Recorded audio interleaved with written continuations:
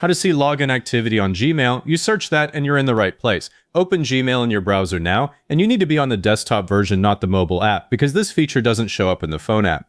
If you're on a tablet or phone right now, switch your browser to desktop mode. Once you're signed in and looking at your inbox, scroll all the way down. I just hit the N key on my keyboard to jump straight to the bottom, saves a few seconds. At the bottom right corner of the page, look for the line that says Last Account Activity. It shows how long ago your account was used, like 10 minutes ago, or just now.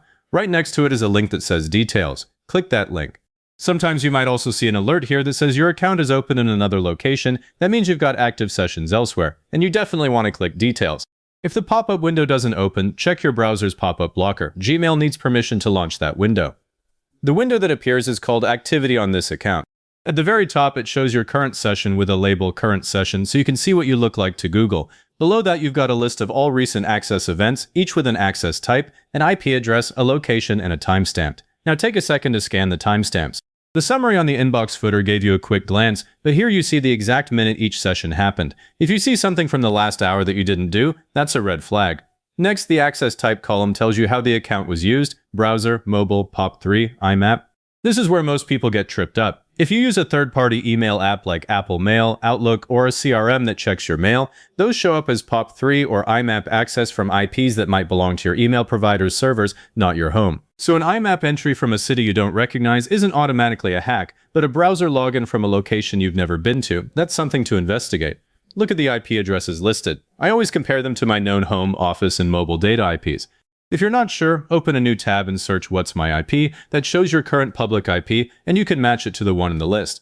Authorized apps also appear under their own name sometimes, but even if they show as IMAP, the location might be a server farm halfway across the country. Pay close attention to any browser entry with an unfamiliar location and a browser user agent you don't normally use, like a different operating system. That's the one that means someone else might be in your account. If you spot something suspicious, an unknown device, an IP from another country, a session at 3 in the morning when you were asleep, click the button at the top of this window that says Sign Out All Other Web Sessions. That cuts every other active Gmail session except this one you're on right now. And I'd make a habit of checking this log every couple of weeks, especially after using public Wi-Fi or a shared computer. But signing them out isn't enough. They still know your password. So right after you do that, change your password immediately, click your profile picture in the top right corner of Gmail, choose Manage Your Google Account. That opens a new tab. On the left, click Security. In the Signing into Google section, click Password. You'll be asked to sign in again, then put in a new password, make it long and unique.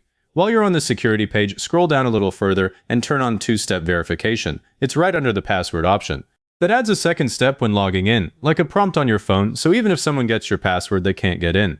And one more thing. Run the security checkup. Go to myaccount.google.com/security checkup. It scans all your signed-in devices and third-party apps that have account access, so you can review and revoke anything you don't recognize. It's a good way to clean up old devices and apps you no longer use.